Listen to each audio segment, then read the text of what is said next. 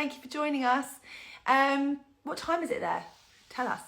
So, the reason that today I wanted to talk about this is because I often receive messages from second-time mums, second-time parents-to-be, who say, I wish that I had found my voice, or I wish I knew that last time, or, you know, I didn't say what I wanted. I didn't know I could say this, that or the other. And maybe that has come from now second time round, and maybe third time round. It could be, you know, I know that other people felt, I've had messages from people that say that both of their first births, they didn't feel, you know, kind of in the know about certain things. And I think that what that tells us is that second time round or third time round, we start to kind of do a bit more research about, you know, our choices or our options, or if that last birth went a certain way, you know, you might actually find yourself asking questions. It's really, really common for that to happen. That certainly is what happened with me, which is why I actually end up working in birth now, simply from delving into, you know, my first experience and wanting clarity on that and wanting to improve it if I ever gave birth again. So it's come from there. And so if you're a first time parent, you might be thinking, well, this is, you know, kind of we'll talk about this in a moment actually, but this is, you know, why should I need to find my voice? Or you might think that this might be a funny subject. And that is perfectly reasonable to think that. So I wanted you to know this has come from receiving these messages, because as a first time parent, I want you to have the opportunity to feel like you are in control of your birth experience, because you should be, and you deserve to be. And when you reflect back on your birth later on, I want you all to feel, yeah, I had a say, and I felt like I was heard. I think being heard is really, really important, but we cannot expect anybody to hear us if we're not using our voice, speaking up, asking questions. It's as simple as that, isn't it? But if you're anything like I was, or, you know, with my first birth, and I am still like this now to a degree, you know, we get quite muted in any medical scenario, don't you find? You know, we go in for a consultation about something, a doctor's appointment, go for your smear test, and you go in the room and you go, it feels intimidating at times. It feels, you know, this is something that we aren't healthcare professionals. Some of you might be, but I'm not a healthcare professional. So who do I think I am, thinking that I should go in there knowing something? Because that isn't in my training. The thing is, birth is the most natural event in the world. It has become medicalized for various reasons, meaning that we feel like it's something unnatural to us, that we then need to kind of ask other people's guidance on. But actually, we know everything. Our bodies are programmed to do this. We occasionally need some support with that. And absolutely, it's right and safe to do this, give birth in a way that takes into consideration our health and our baby's health and well-being. It goes without saying. But there is a grey line, isn't there, between medical support for something that is incredibly natural. So actually, considering that this is childbirth and this is taking into consideration your desires, your health and well-being, your body, at the most intimate and vulnerable time of your life, I think it's fair to say that you have a say. Yeah? So, that leads me on to the first, oh, thank you, Laura. Mwah. And it's funny, isn't it? Because a lot of it's the second time, third time parents that say, please speak up, please speak up. So take that, you know, as a really good sign. But we're going to go into this later, but that doesn't mean that you always have to, because hopefully you'll always get the opportunity to have those discussions. It's not like we're fighting a war or anything. You know, we're not advocating confrontation. We're all on the same side. We're all on the same team. But I'll explain. It's about realising that if you want to have individual treatment, because we are all so unique, we need to be asking for it, because our system cannot possibly give every single pregnant person around the country the individual unique treatment that we require in pregnancy. Okay, so number one, let's talk about the first point I wanted to make. First step, do you truly believe that your voice and your wishes and your desires during your pregnancy and for your birth are important? And that's fine if you don't, isn't it? If you feel like it's not that important to you, that is absolutely fine. But if you do feel it's important to you, or you feel like control in the birth room and control during your pregnancy is important to you, even if it's a small amount of control, you might feel like you want a large amount of control. Do you feel like any amount of control is important to you during your pregnancy and your birth, right? If you do, let's put those answers below, shall we? If you do, then what are we going to do about that? If you don't, why don't you? I'm just interested to know that. If you don't believe you've got a voice, let's explore that. Why don't we?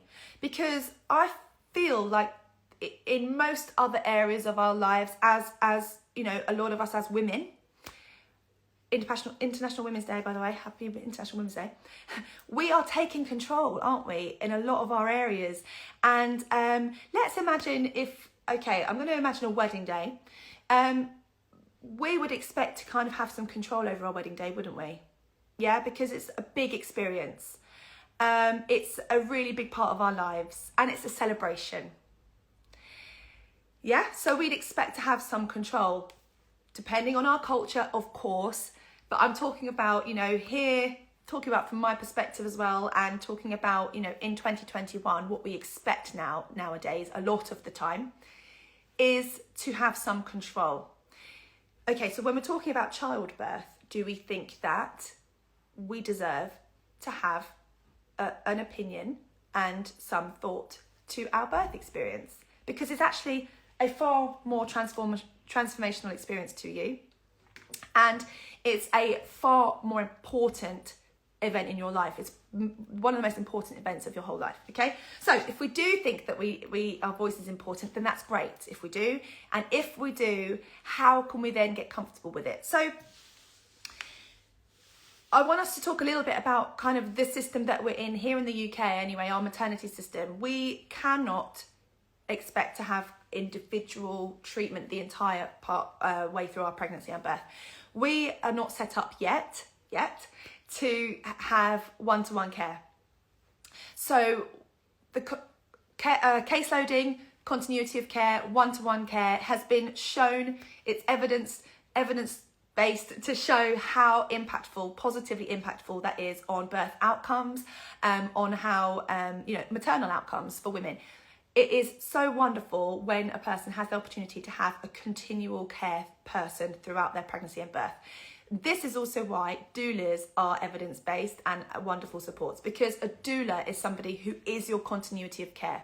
That is the same person who is supporting you during your pregnancy and during your birth. So because you've built up that trust, because you've built up that relationship, it is more likely that you are going to feel more relaxed, more safe and trusting in that person who is then with you in the birth room. And that's why doulas are so powerful at helping and make experiences, however they unfold, a generally positive one.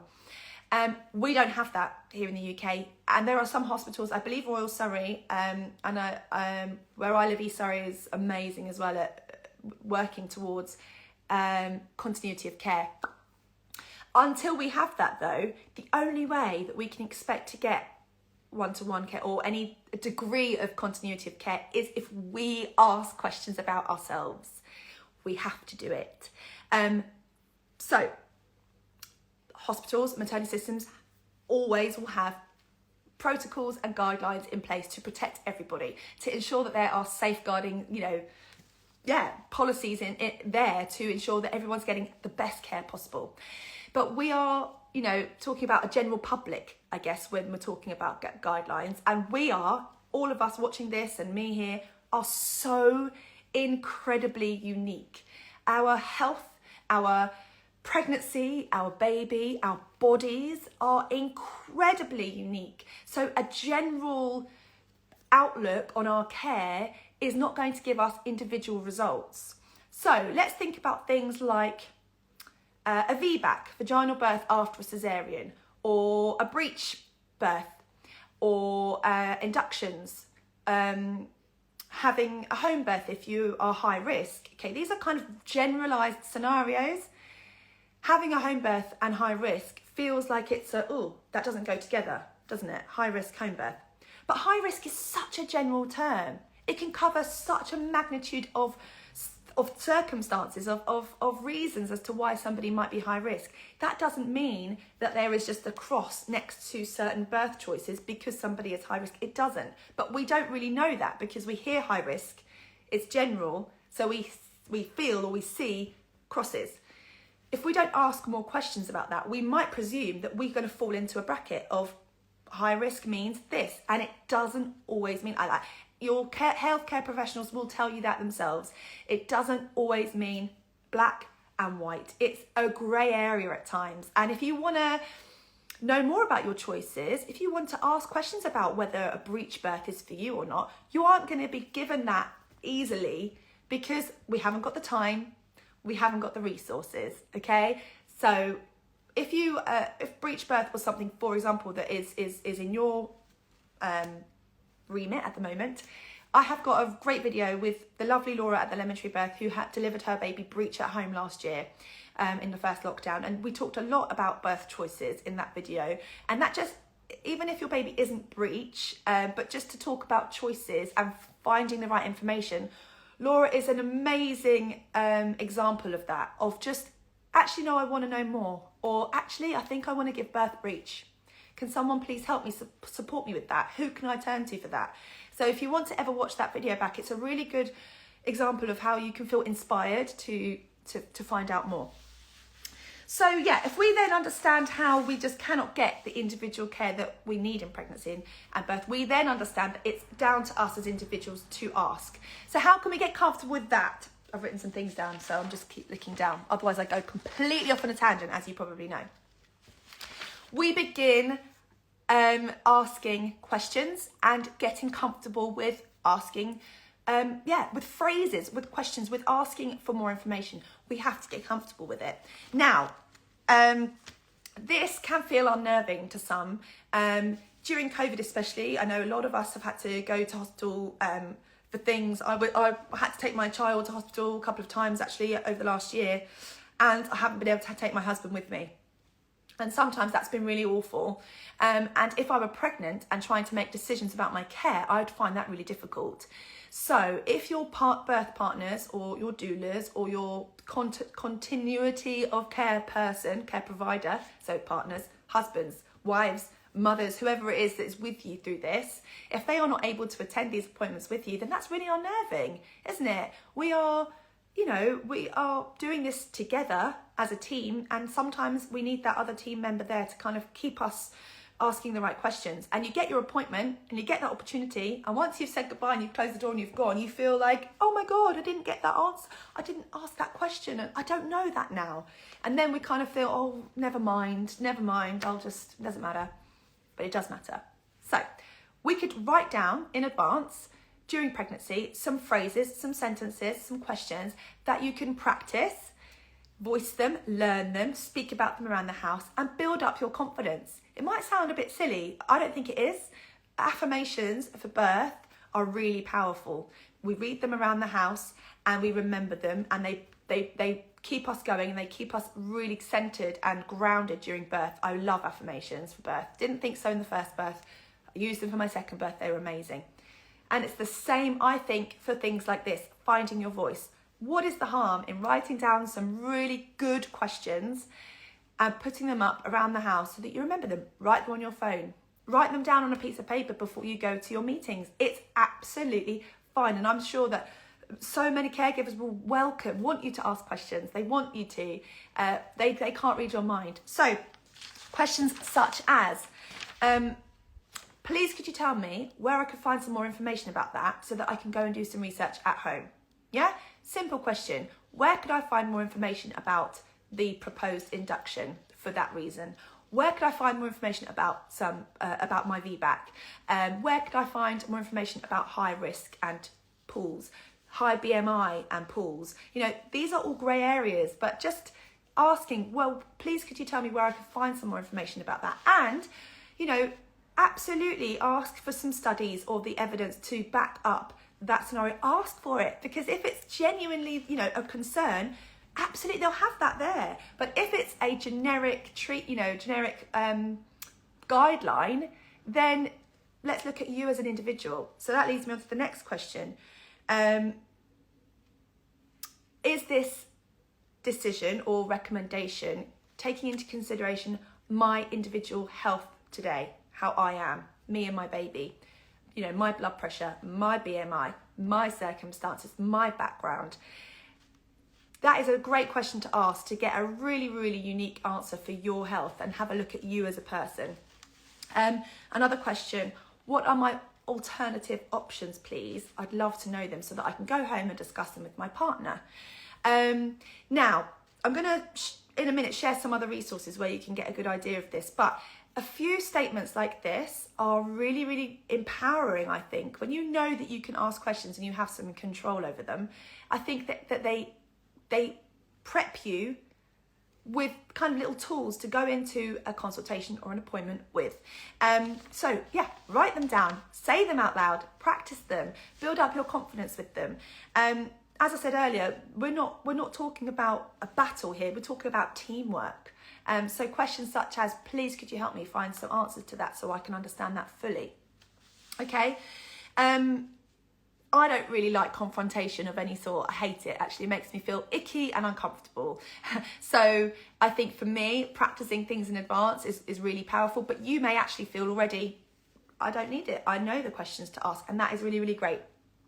I just think if we understand how reasonable it is for us to ask for more information, we understand that this is just grown-ups talking about your healthcare, talking about your birth, because we know how important it is. So that's all very well during pregnancy, isn't it? During pregnancy, prepping yourself to ask questions about your care is great. So what about during birth then?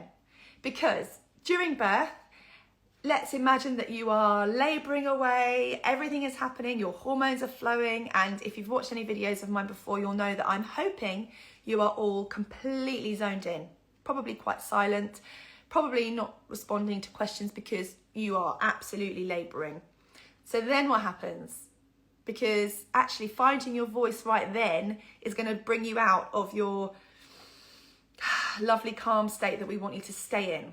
So who are the people who know your wishes and desires, and who is going to advocate for you? Because you need to advocate for yourself until you can't. Perhaps you've had pain relief and maybe you're sleeping, maybe it's an induction and you're early on and you're having a rest. Maybe you're completely in the zone in the pool and you're breathing away. Who's advocating for you? Birth partners or doulas. This is why they're so important. They are your person, they are your backup. So, for example, if you know that there are certain things you do or don't want to happen in your birth, positioning, monitoring, certain pain relief, certain wishes for the third stage, so, you know, the golden hour or your placenta delivery or vitamin K, all of these things are your wishes and your desires. Maybe it's about second stage, pushing, coached pushing or not coached pushing. Do you want to breathe the baby out? Do you want people to completely lower their voices? Is lighting really important to you? What are your concerns? Is the pool really important to you? So who's advocating for you? Because again, during your birth is a time that we need to be saying, actually, please could I, or I want, you know, as strong as you need to be, but this is not what I wanted. It's really important. So this is why birth partners have such an important role to play, and why discussing your wishes together and getting their confidence up at speaking up for you and them as your birth experience together is really important. So I've got videos on my IGTV about birth partner support, birth preferences and birth plans, actually discussing what they are so that everybody in the room knows is really important. And you might find that throughout your birth, you are absolutely able to advocate for yourself. But there might be times that you can't. So that leads me on then to the different choices that you have. So if we know that we have a voice, we know it's important, and we know that we have to ask questions to get, individual care, and we know that we can do that in a really productive way, so that we're all on the same page, then we have to think about the choices, because our voice is there to help us make choices. So in all scenarios with your birth, you will always have a choice. Always. There's always more than one option. However, that doesn't always mean that those choices are your dream choices. For some people, they are. Some people, it's great that they get 2 dreamy choices, or at least one of the choices is a dreamy choice, and that choice is absolutely open to them. Unfortunately, when we're looking at birth, we can see that to some degree there are things that we just cannot control. We know that. And that may mean for some people that those choices are not actually what they wanted. And that's really difficult. I get it. You still have more than one choice. I think that's really empowering to know. I wouldn't have known that in my first birth, really. Knowing that now, I find that really empowering, because although, yes, you might not like the choices that you've got, you might do. But the final choice and decision is yours to make. And that should be without influence or pressure. That should be with clear information about all of your choices. That should be clear information about all of the benefits to that, all of the benefits to that, all of the risks to that, all of the risks to that, all of your alternatives, in a way that does not put pressure on you to go one way or the other. That is not cool either. We need to have the power is yours. I'm going to talk you through some resources in a minute, okay, to help you with that, because I know that probably seems like a minefield. I get it. It does, but just that's the first step, just knowing there's always a choice, and that final choice is yours. And I've said this so many times, but even if that final choice is not one you want to make, simply knowing it's yours is really, really, really powerful. Now, hopefully these choices are always going to seem fair and able to navigate and able to understand. And your relationship with your healthcare provider and your caregivers is really important, so that we feel comfortable enough and relaxed enough to ask further questions. But what if we don't? What if we feel like we're still in the dark about something? We need more information. What if we still don't understand that fully? Why this then? But my friend said this about her birth, but that happened to that person, but that didn't happen last time, but this isn't, what if you don't understand that, then what can we do? So you could ask for a second opinion. That's always an option. You can absolutely ask for a second opinion if you feel like you want a little bit more understanding. Of course, you can ask for another appointment, or you can call them up and speak to them. But if you want a little bit more of a unique answer, then something you can do is ask to speak to the PMA, which is your professional midwife. What is it? Where's my thing? Advocate. Your PMA at your hospital, and there is a PMA at your hospital who bridges the gap between you and kind of the hospital policies and guidelines. And that person, they used to be called the supervisor of midwives, is going to be able to provide you with a little bit more of a unique answer. Ask to speak to them. It's absolutely fine. That's what they're there for. And in that way, you can then say, look, this is who I am. This is the scenario. This is what this has been advised. But I'd like to look at this option. What do you think? What are the recommendations? And then you can discuss that, in a more unique way. I think unique is important here. And if you found that wasn't then giving you enough, or you felt like you still had questions, or you still wanted more answers to something, I can really recommend checking out AIMS. AIMS is the Association of Improvements in Midwifery, and this is there, or maternity services, and this is there to help improve births for everybody. And the AIMS website has absolutely brilliant articles that you can go and read now, today, and write it down. AIMS, AIMS, Association of Improvement for Maternity Services. Oh, sorry, I'm going to get to your questions. And they also have a helpline.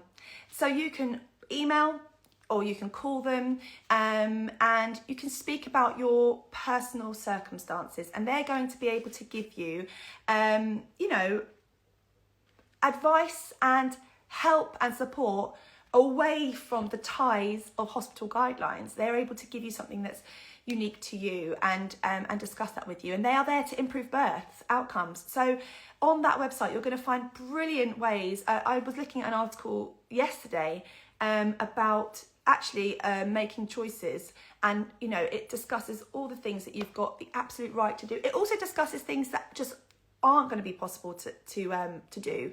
So head to AIMS, have a little look around, get comfortable with the site, get their number ready if you ever have a question, and get involved and give them a call. Yeah.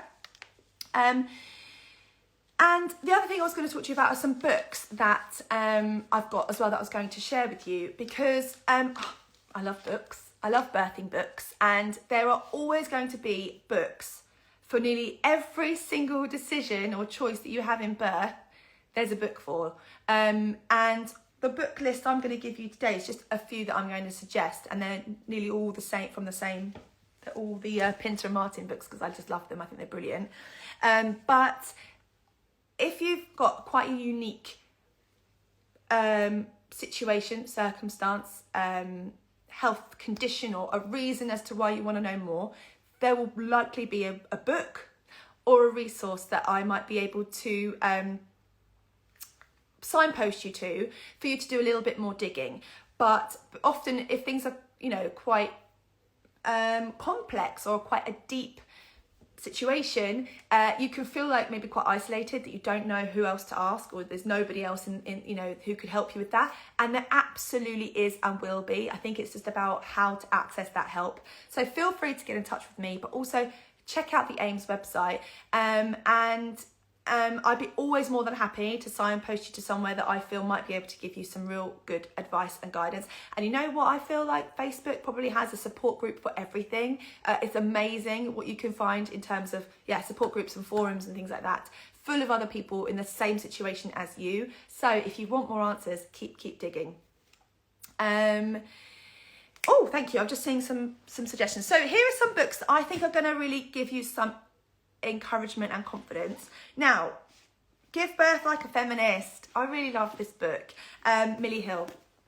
The reason I want to recommend this book, some people find that this book makes them feel a bit because, you know, we're talking about you know, your choices, and we're talking about your rights.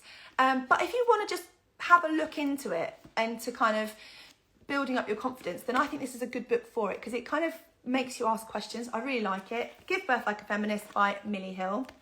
But here are some other books as well. The Pinter and Martin books are brilliant. I'm about to show you, I've got 5 here. This is just a small part of my collection. But the reason they're so great is they're all evidence-based books. So they're all written with loads of studies and research, and they give you all the figures and the numbers and the findings. But also it makes everything so easy to understand and digest. They're small and bite-sized. So you can just read them within a day, a couple of days. And there is a topic.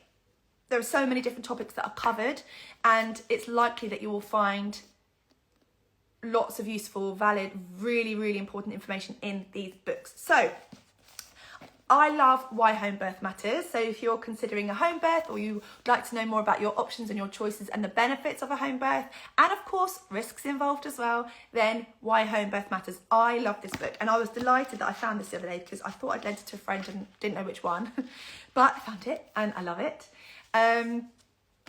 Why Induction Matters. possibly one of the most important books I think you could get, every single person, because you know what, even if you are earlier on in your pregnancy or you've not yet had a discussion about an induction, the closer you get to your 40-week mark, the higher the chances that you will have a discussion about inductions. And that's okay. Discussions are great, and they are there for good reason, right? But let's know about them. Let's know about inductions for gestational diabetes. Let's know about inductions for babies' gestational size. Let's know about it, because actually you might be surprised at what you find in this book. There are some wicked studies in here. I found it so interesting. Thank you. You're welcome. And yeah, actually, there's another book by Dr. Sarah Wickham, who is another amazing resource. I'll pass on to you in a minute. Dr. Sarah Wickham. She's written a book, I think it's called Induction. And both, I haven't read that book yet. I'm going on a course with Dr. Sarah Wickham soon, and I will likely buy that book. But this one, if you just want to understand more about inductions, you want to understand more about your choices, and some studies with nearly every scenario, induction scenario. We could talk about, gestational diabetes, we've got big babies, small babies, late babies. The topic they don't actually cover to a great degree in this book is inductions for IVF babies, which is still kind of a bit of an unknown. You know, there's not a lot of clear studies yet as to why we often recommend an induction for a mum with IVF. But there's something on it, I think, at the back, but not a huge amount. But otherwise, really, really good. The other ones, I mean, this one is, I haven't read this yet. Sorry, it's backwards on the screens. Yeah, so Why Induction Matters is Rachel Reid, and Why Home Birth Matters is Natalie Meddings. Natalie Meddings also wrote the book How to Have a Baby, which is brilliant as well. Natalie Meddings is a really well-known doula, yoga for birth teacher, and wonderful work. And sorry, I know it's backwards, but maybe you can and Rachel Reid. All right. Other books are, I haven't read this one yet. I can't wait to though. Why Human Rights in Childbirth Matter as well. And these are all there to help you, you know, they're there for a reason, because we know that we need to be shouting from the rooftops about our choices and our rights, and hopefully we never have to have a worry about it, because those discussions will naturally, organically happen with your caregivers, and that's cool. But yeah, Why Caesarean Matters. Yeah, Why Caesarean Matters, Claire Goggin, and Why Doulas Matter by Maddie McMahon, who's developing doula. So there are, but this is just a small selection of these Pinter and Martin books, okay? And Pinter and Martin are the publishers of these books, and there are loads of them. So if you Google the Why It Matters books, you will likely find a book that is for you. But these are some of my favourites, especially Why Induction Matters. All right? And yes, the other resource I wanted to point out was Dr. Sarah Wickham, who you can find on Facebook and you can find on Instagram. And Dr. Sarah Wickham, she is a midwife, but she spends so much time, invests a lot of time in collating evidence and the studies done for pregnancy and maternity services, and then educating us all in a way that is so easy to understand, and you know, in a way that makes sense to everybody who wants some information, whether that's about your baby's size, or whether it's about inductions, or whether it's about high risk, or you know, high blood pressure and birth. Every single study and thing that's done, you can find information about that at Dr. Sarah Wickham, and she also sends out newsletters with information, so you can get a regular update on recent studies. And if that is important to you as well, then have a look at Dr. Sarah Wickham, and I'll happily link the resources that I'm mentioning today below the caption of this IGTV later. Okay, so I think that's kind of everything I wanted to say today. I think I wanted to kind of wrap up, because I'm going to do questions in a minute, by saying that we all deserve to be in the driving seat, right, of our births. I don't think we want to feel like a passenger, do we? Because if we do, and if we're comfortable with that, then as you know, that's cool. But I'm guessing a lot of you here are watching because you actually feel like you want to have a bit of a say, and you deserve to, and you do. So keep that in mind when you're pondering whether to ask another question, and keep that in mind when you're pondering your choices. Does that feel enough to you? Does it feel like you've got all the answers, or do you feel like you want to know more, or there's something more for you? Our gut instincts, our intuition is powerful, but during pregnancy especially, your intuition, oh my God, it's powerful. You are pregnant, you are growing an unborn baby, you're growing your little human, so you are built to protect it, and you're built to be armed and ready to make choices and to protect at all costs. So listen to your intuition as well. If something feels just, I just don't yet feel like I've got all the information, ask again.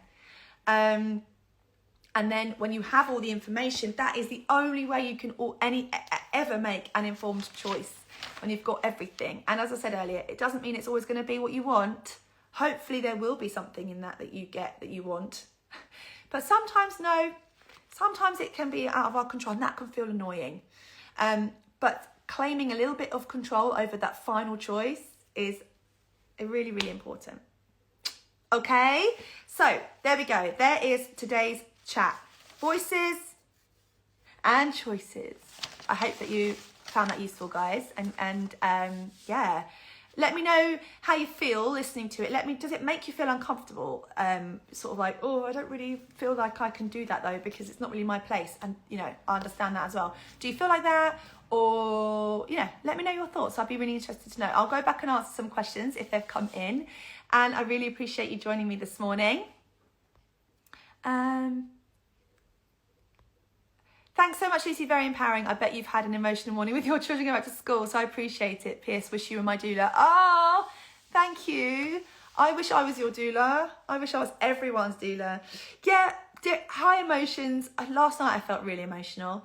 But you know what? My son this morning was so excited and happy, and seeing his friends again and that normal walk into school was lovely. I'm really pleased for him and them that they get. I mean, I'm sure they are absolutely running wild right now in that classroom.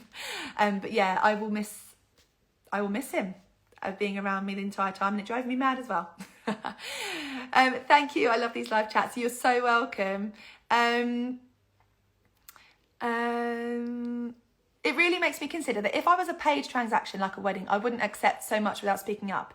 Just a thought I had listening to you speak. Yeah, exactly. I think that's really, really, really good to think about.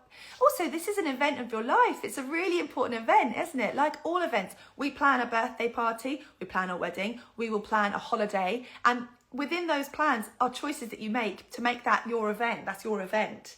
So birth is a massive event. And what I truly believe is when you reflect back on your birth, looking back at it, what will stand out to you is how heard you felt, or how you felt, because how you feel during labour and birth is the most important thing.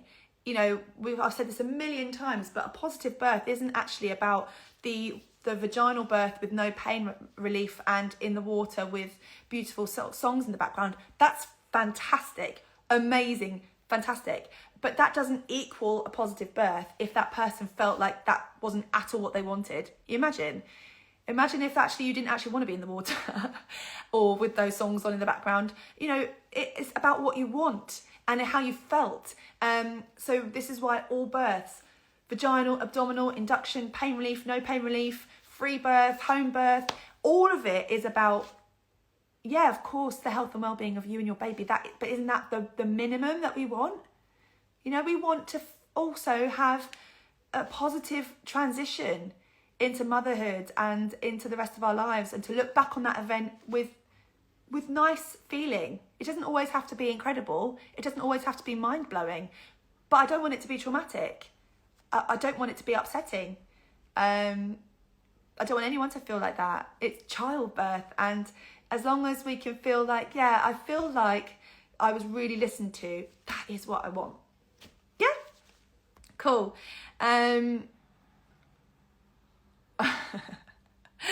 Think it's the way that things are worded. When I declined induction, they were really shocked and said that no one had declined it before, as usually they want them out by 41 weeks. Isn't that interesting? Yeah. So what about placenta previa babies, second baby and possible first C-section? Yes, so placenta previa is when your placenta is blocking the your vaginal opening. So obviously babies cannot actually come through the birth canal. So placenta previa, 9 out of 10 women find that it has moved by about 36 to 37 weeks.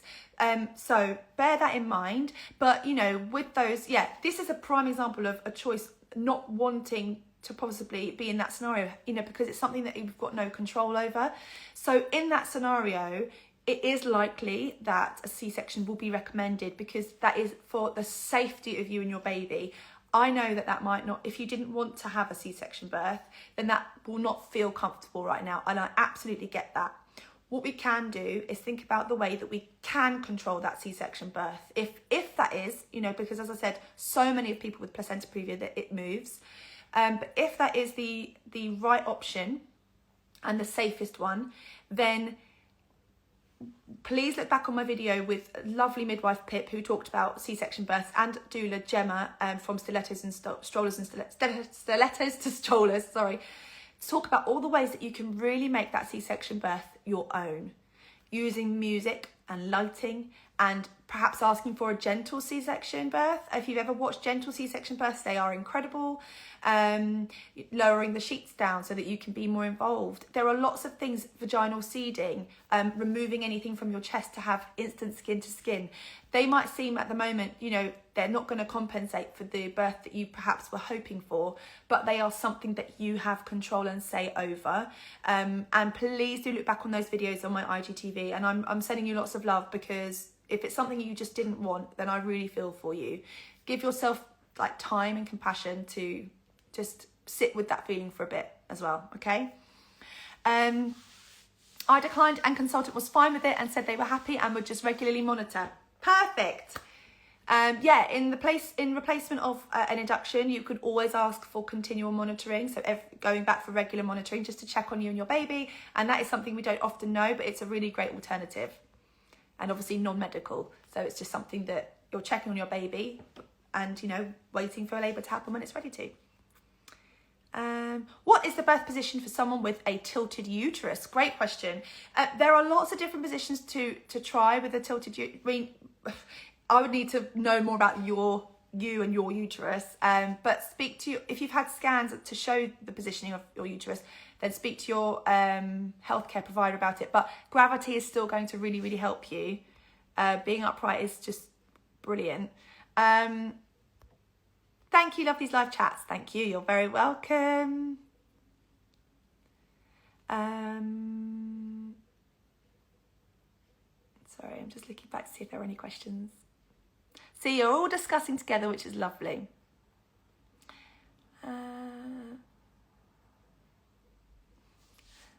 Okay. Oh, guys, you're all helping each other out. My reason the hospital want to induce me is possibly slowing placenta. Anybody else had that and refused or went ahead? Obviously, I want the best for my baby. Yeah, of course. I'm not keen on induction. I think actually somebody has helped answer that, which is lovely. There are amazing resources about the health and well-being of your placenta. You can have a look online as well about that. Obviously, this is an individual thing, so do ask more questions. AIMS could be really great help for you as well there.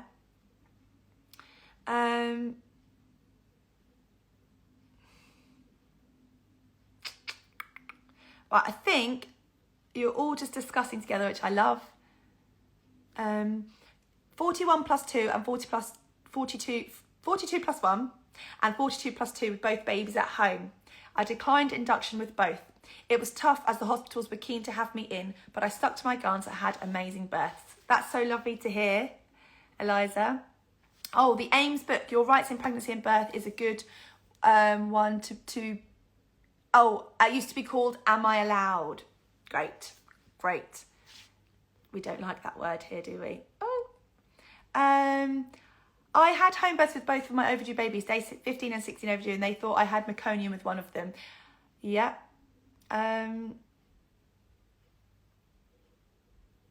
You're only overdue at 42 weeks. The birth period is 37 to 42 weeks. It is indeed. Anybody know options for home birth for overdue babies? Same. It's overdue is over 42 weeks.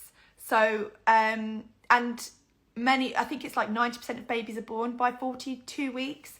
But speak to your hospital, because it will come down to what, you know, their guidance as well, and the home birth team, and things like that. But, you know, absolutely ask those questions. Speak to them about it. But remember, babies aren't overdue.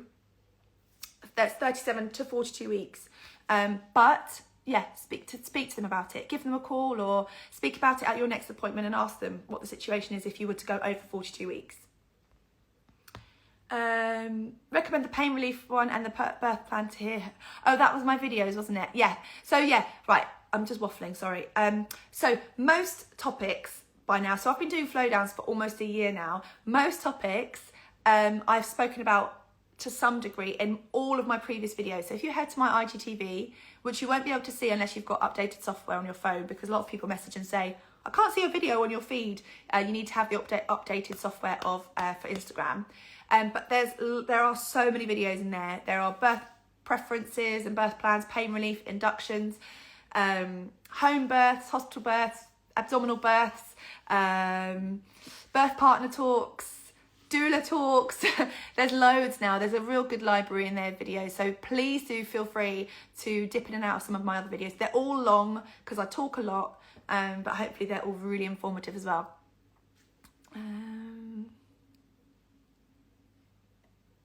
Right. Oh yes, and somebody also said, in a situation where you're trying to make a decision, use the BRAIN acronym, which is absolutely brilliant. BRAIN is a really well-known acronym now, and it's talking about asking what the benefits are, what the risks are, what the alternatives are, what your intuition is saying, what happens if we do nothing, and then smile. Everything's fine. So that's a great way of understanding how you can maybe navigate finding out more questions, asking more questions or finding out more information. I had another scan today because the hospital wanted to induce me. I went to the head of midwifery and asked for an increased antenatal monitoring. I feel I can then make a more informed decision. That's a great outcome. That's great. Fantastic. I'm really pleased for you. Okay. Dating scan gives a due date, which is 40. Oh, sorry. I think I've missed a discussion here. So your due date, so your due date is the date that they gave you at your dating scan, which is for 40 weeks. What we know is this is really outdated, and it assumes that every single person has 28-day cycles and conceived exactly day 14 of that cycle, and that the egg was there then and the sperm was there then, and that's when they met and that's when your baby's due. But what this is doing is it's making us work towards that date. So when that date comes and our babies are not surprisingly not here, because 5% of babies arrive on your due dates, 4% actually, we then get worried and stressed that something's wrong. But it's not, because we know that a normal length of pregnancy is anything between 37 weeks and 42 weeks. I think it's in France, it's actually 43 weeks. So we have to take that date with a pinch of salt and think for ourselves, okay, well, statistics show that the average length of pregnancy is 41.5 weeks, 41 weeks and 3 days, average length of pregnancy. 90% of babies are born by 42 weeks spontaneously. The reason that we can't actually give way more evidence than that is because by 41.5 weeks, many people have agreed to have an induction. So they are the facts that we do know. And if you want to know more about dates and inductions and overdue dates and statistics about, you know, your health and well-being at that time, you can head to the World Health Organization, WHO, and you can also check out the NICE guidelines as well. You can buy the Why Induction Matters book. You can ask your midwives and your health care providers to give you some more information. And yeah, there's a lot to weigh up. But if we know that the average length of pregnancy is 41 and 3 days, then we can't really expect much to happen before then. But yeah, sometimes it does. Okay, guys, I'm going to wrap it up there, because otherwise I'm just going to keep waffling and go into a completely different topic. So I really appreciate you joining me this morning. I really hope that it was helpful. I hope it's boosted your confidence a bit. I hope it's made you think about yeah, your pregnancy journey, your birth journey, and how you're going to move through that. And good luck to everyone. Have a great week ahead. I will be live again on Monday, and excitingly, Monday's talk is going to be,